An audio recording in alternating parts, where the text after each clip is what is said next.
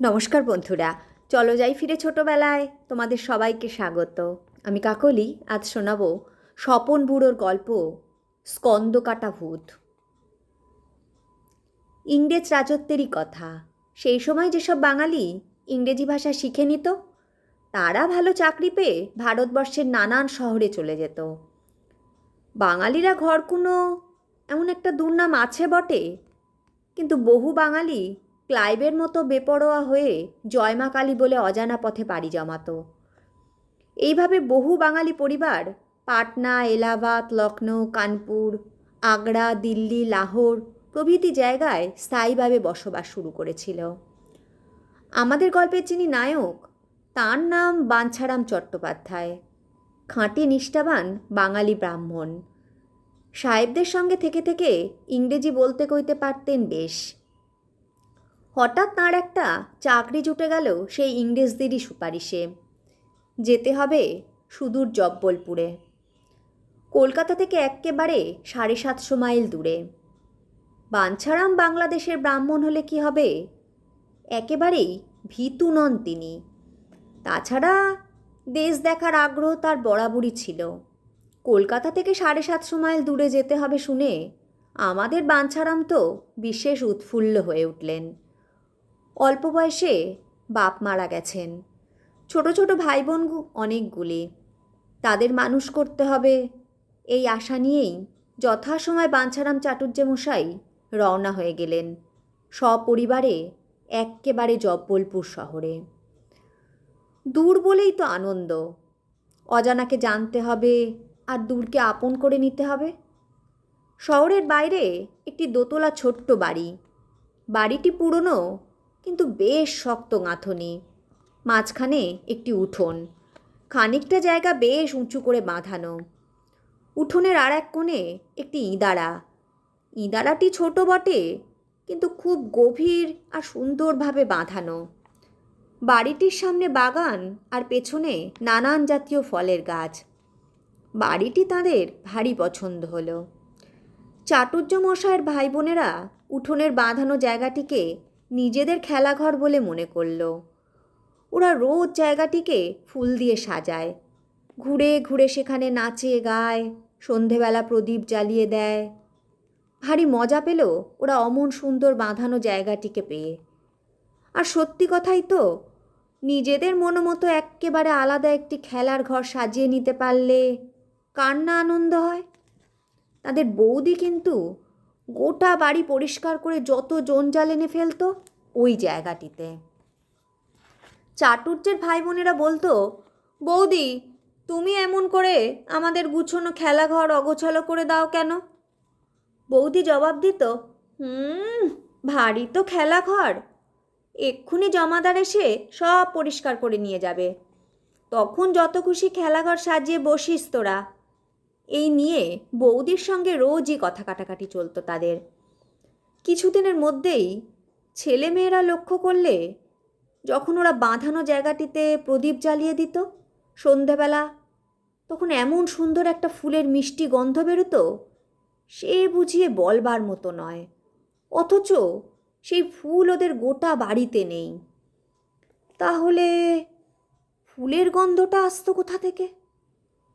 ওরা অনেক দিন তাদের বৌদিকে জিজ্ঞেস করেছে, কিন্তু বৌদি কথাটাতে এক্কেবারে হেসে উড়িয়ে দিয়েছে। ফুলের গাছ রয়েছে বাড়িতে, তাই ফুলের গন্ধ। ছেলে মেয়েদের মন কিন্তু তাতে মানে না। যে ফুল সারা বাড়িতে খুঁজে পাওয়া যায় না, তার গন্ধ আসে ভেসে, এ তো ভারী মজার ব্যাপার। বৌদি ওদের ছেলে মানুষই দেখে শুধু মুখ টিপে টিপে হাসে। হঠাৎ একদিন ছেলেমেয়েরা লাফাতে লাফাতে বৌদির কাছে এলো। একজনের হাতে ঠোঙার ভেতর গরম হালুয়া। বৌদি জিজ্ঞেস করলে, এ হে হালুয়া নিয়ে এলি কোত্থেকে? চাটুর্যের বোন বললে, তুমি বিশ্বাস করবে না বৌদি, আমরা সবাই মিলে ফুল দিয়ে বেদিটা সাজাচ্ছিলাম, হঠাৎ পেলাম আলুয়া আর গন্ধ। তাকিয়েই দেখি এক ঠোঙা গরম হালুয়া, এক্কেবারে ধোঁয়া উঠছে। ওদের বাড়ির ওই দেশি চাকর হালুয়াটা একটু চেখে বললে, এ যে এক্কেবারে বাদশাহী হালুয়া, তোমরা সবাই খেয়ে নাও খোকা খোকিরা। বৌদি বললে, না না, কোথাকার কোন দুষ্ট লোক হালুয়া ছুঁড়ে দিয়েছে, কি মেশানো আছে কে জানে, ও হালুয়া খেতে হবে না। এই বলে বৌদি সেই হালুয়ার ঠোঙা আস্তা করে ছুঁড়ে ফেলে দিল। চাকরটা আফসোস করে বললে, মাইজি, এমন ভালো বাদশাহী হালুয়া তুমি ফেলে দিলে। লোকে হালুয়া কখনো খুঁজে পায় না। ছেলেমেয়েরাও দুঃখ করতে লাগলো বৌদির জন্যে এমন গরম গরম হালুয়া খাওয়া হলো না বলে। কয়েকদিন পরের ঘটনা, সেদিন বাড়িতে কেউ কোথাও নেই। ছেলেমেয়েরা তাদের দাদার সঙ্গে থিয়েটার দেখতে গেছে। ফিরতে রাত 10টা হবে। এদিকে বৌদি ঘরের সব কাজ শেষ করে খোকাকে নিয়ে শুয়ে পড়ল। খোকাকে ঘুম পাড়াতে পাড়াতে কখন বা নিজেও ঘুমিয়ে পড়েছিল। হঠাৎ একটা শব্দে তার ঘুম ভেঙে গেল। মাথায় যেন একটা অসহ্য ব্যথা। তার মনে হলো সে যেন অতল জলের তলায় তলিয়ে যাচ্ছে। জানলার দিক থেকে একটা আবছা আলো তার বিছানার ওপর এসে পড়েছে। ওটা প্রদীপ জ্বালানো আলো নয়, কীরকম একটা আলো যার উজ্জ্বলতা নেই, শুধু অন্ধকারের চাইতে একটু ফিকে। খানিকক্ষণ জানলার দিকে তাকিয়ে থাকবার পর ওর মনে হলো একটা স্কন্দকাটা মাথা যেন সেই আলোর পথ বেয়ে এগিয়ে আসছে। স্কন্দকাটা দৃষ্টিটা খোকার দিকে, যেন ওকে এক্কেবারে চুষে খেয়ে নেবে। বৌদি 2 চোখ বুজে খোকাকে নিজের বুকের মধ্যে চেপে ধরলে। তারপর আর কি ঘটেছিল ওর মনে নেই। পরের দিন ছেলেমেয়েরা যখন আবার বাঁধানো জায়গাটা ফুল দিয়ে সাজাতে গেল, বৌদি সব্বাইকে বকে ঝোঁকে তাড়িয়ে দিল। ছেলেমেয়ের দল মুখ ছোট করে চলে গেল। ওদের আশা ছিল ফুল দিয়ে বেদিটা সাজিয়ে দিলেই আর একদিন গরম গরম বাদশাহী হালুয়া মিলবে। সেদিন আর কিছুতেই তারা বৌদিকে খবর দেবে না, নিজেরাই টপাটপ মুখে পুড়ে দেবে। কিন্তু তাদের সে গুড়ে এক্কেবারে বালি পড়ে গেল। সন্ধেবেলায় ওরা কিন্তু বেদিতে প্রদীপ জ্বালিয়ে দিতে ভোলেনি। প্রদীপ জ্বালাবার পরই কয়েকটি পাকা পেয়ারা ওদের সামনে টুপ টুপ করে পড়ল। তখন ওদের মজা দেখে কে। এবার আর কিছুতেই বৌদিকে জানানো নয়, মুখে দিয়ে দেখে ভারী সুন্দর, এক্কেবারে মাখনের মতো মোলায়েম। বৌদির মনের জোর অসীম, কোনো কথা সে কাউকে বলেনি। তারপর আরও 7 দিন কেটে গেল। সেদিন সন্ধ্যের মুখে বৌদি নিচে নেমেছে। রাত্রিরের খাবার জল সংগ্রহ করা প্রয়োজন, তাই নিজেই ইদারায় বালতির দড়িটি নিঃশব্দে নামিয়ে দিল।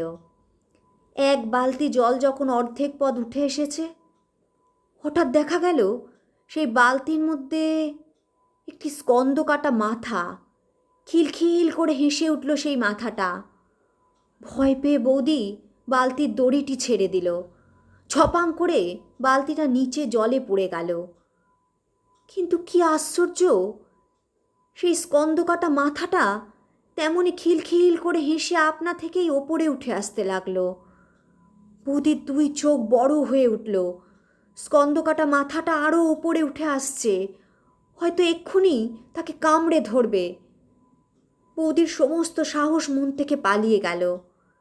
সে চিৎকার করে সেইখানেই মূর্ছিত হয়ে পড়ল। সেই চিৎকারে আশেপাশের লোকজন এসে জমা হলো। একটু পরে বাঞ্ছারামও ফিরে এসে দেখেন লোকজনে তার বাড়ি ভর্তি হয়ে গেছে। রামু চাকরটাও জয়রাম জয়রাম জয়রাম বলে কেবল চিৎকার করছে। সকলের কাছ থেকে খবর জেনে একটি বুড়ো মুসলমান ভদ্রলোক এগিয়ে এলেন। সাদা চুল, সাদা গোঁফদাড়ি, কোথাও এতটুকু কালোর রেখা নেই তার শরীরে। সেই মুসলমান ভদ্রলোকটি বললেন, বাবুজি, আমি এ অঞ্চলের বহুকালের বাসিন্দা, সব খবরই আমি রাখি। তুমি বাবু এ বাড়িতে এসে বড়ই ভুল করেছ। বাঞ্ছারাম শুধলেন, ভুলটা আমার কি হলো তাই বলুন না মৌলানা সাহেব। মৌলানা ধীরে ধীরে মাথা নাড়তে লাগলেন। তারপর বললেন, দুই মুসলমান ভাই এই বাড়িতে থাকতো। ভারী ভাব ছিল তাদের মধ্যে, কিন্তু হঠাৎ পিতৃঋণ নিয়ে তাদের মধ্যে লাগলো ঝগড়া।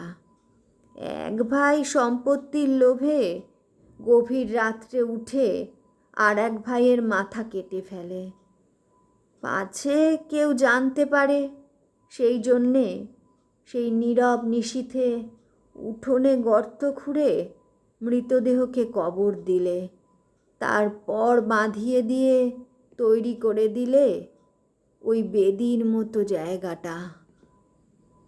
এখন সমস্ত ব্যাপারটা জলের মতো পরিষ্কার হয়ে গেল তাদের কাছে।